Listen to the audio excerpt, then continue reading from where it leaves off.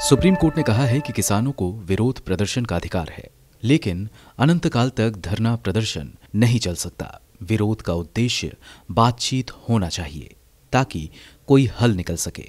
Chief justice S A Bobde ने 1997 में boat club के पास हुए किसान आंदोलन का जिक्र किया, जिसका कुछ रिजल्ट नहीं निकला था और यूनियनों में दरार पैदा होने से आंदोलन नाकामयाब साबित हुआ था। दिल्ली बॉर्डर पर चल रहे धरना प्रदर्शन से लोगों को हो रही परेशानियों के जिक्र के साथ सुप्रीम कोर्ट में याचिकाएं दायर हुई हैं, जहां आज लगातार दूसरे दिन सुनवाई हुई। कोर्ट ने किसान संगठनों को नोटिस जारी किया है।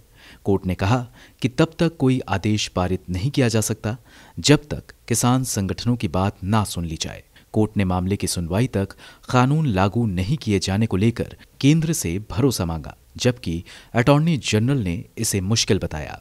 सीजेआई एस ए बोबडे ने कहा, आपको विरोध करने का अधिकार है, जिस पर हम हस्तक्षेप नहीं कर रहे हैं। आप अपना विरोध जारी रखिए, लेकिन इसका उद्देश्य बातचीत होना चाहिए। आप सालों साल तक धरना प्रदर्शन नहीं कर सकते। कोर्ट में भारतीय किसान यूनियन के वकील ने कहा कि तालाबंदी के दौरान सिर्फ किसानों ने ही देश में भुखमरी रोकने में मदद की, ना कि मल्टीनेशनल कंपनियों ने। भानु गुट के वकील ने कहा कि हम कृषि प्रधान देश में रह रहे हैं, ना कि मल्टीनेशनल प्रधान देश में। इस पर सीजेआई ने कहा कि शिकायत ये है कि अगर आप रोड को ब्लॉक करेंगे तो दिल्ली के लोग भूखे रह जाएंगे। सीजेआई ने कहा, हम किसानों की दुर्दशा जानते हैं, हम भारतीय हैं, हम किसानों के हमदर्द हैं।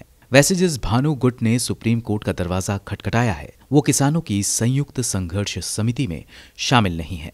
कोर्ट में पंजाब सरकार की तरफ से वकील पी चिदम्बरम पेश हुए। उन्होंने सुप्रीम कोर्ट की कमेटी बनाने की पेशकश पर सहमति जताई और कहा कि पंजाब सरकार को इस पर आपत्ति नहीं है कि लोगों का एक समूह किसानों और केंद्र में बातचीत करवाए। उन्होंने पुलिस पर किसानों को रोकने का आरोप लगाया। उन्होंने कहा कि किसान दिल्ली आना चाहते हैं, लेकिन पुलिस ने उन्हें रोक रखा है। बैरिकेड्स और कंटेनरों की तस्वीरें देखी जा सकती है। सुनवाई के दौरान सीजेआई एस ए बोबडे ने मॉब शब्द का इस्तेमाल किया, जिस पर चिदम्बरम ने आपत्ति जताई और कहा कि वो मॉब नहीं है, बल्कि किसानों का एक समूह है।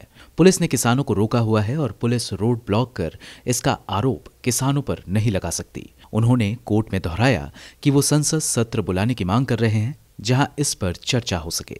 आंदोलन के खिलाफ याचिका दायर करने वालों के वकील हरीश साल्वे ने कहा कि आंदोलन की वजह से दिल्ली में खाने पीने की सामान की कीमतें बढ़ रही हैं। सभी फल और सब्जी पड़ोसी राज्यों से आते हैं। ऐसे में दिल्ली वासियों को परेशानी हो रही है। उन्होंने कहा कि विरोध करना एक मौलिक अधिकार है, लेकिन उसे अन्य मौलिक अधिकारों से बैलेंस करना होगा। इस पर सीजेआई ने कहा कि ये स्पष्ट है कि कानून के खिलाफ विरोध एक मौलिक अधिकार जरूर है, लेकिन ये अन्य मौलिक अधिकारों को प्रभावित नहीं कर सकता।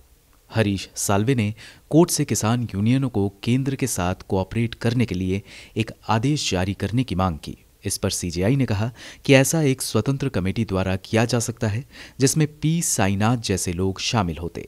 सीजेआई ने यह भी कहा कि अहिंसक प्रदर्शन जारी रह सकता है और साथ ही सीजेआई ने केंद्र सरकार से कहा कि आप हिंसा नहीं भड़काएंगे। कोर्ट में केंद्र सरकार की तरफ से पेश अटॉर्नी जनरल के वेणुगोपाल ने कहा कि 22 दिनों के बंद से भारी नुकसान हो रहा है। ऐसा तो सिर्फ जंग के समय होता है कि सीमाएं बंद कर दी जाती हैं और सप्लाई रोक दी जाती है, लेकिन टिकरी और सिंघू बॉर्डर पूरी तरह बंद कर दिया गया है। हरियाणा सरकार की ओर से पेश हुए सॉलिसिटर जनरल तुषार मेहता ने कहा कि एक कमेटी का गठन किया जाए जो किसान और केंद्र से आगे की बात करे। ब्यूरो रिपोर्ट, गो न्यूज।